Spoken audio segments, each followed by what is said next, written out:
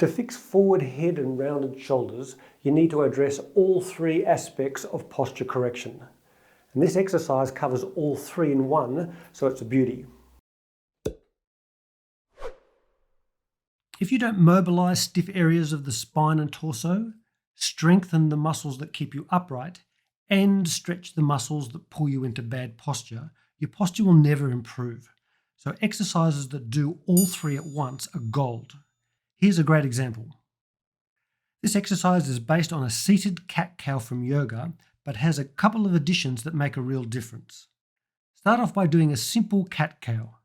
Sit with your hands on your knees on a chair and move back with the mid-back rounded and head down, and then push your chest forward and lean your head back.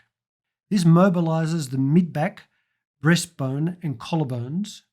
It stretches the pecs, and it strengthens the muscles that pull the shoulders back. So not a bad start.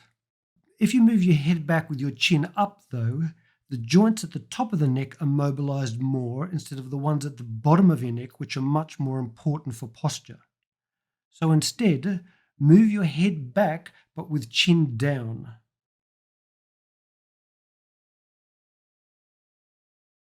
Then try to tilt your shoulder blades back as you move backwards too. This strengthens muscles that tilt your shoulders into a more upright position. If you externally rotate your arms as you go, even better. Now you're addressing 6 or 7 of the 12 points of posture correction. This makes this exercise great value for time. Now, if you're interested in a complete posture system covering all 12 points of upper body posture correction, I'll leave a link below with details to my coaching program.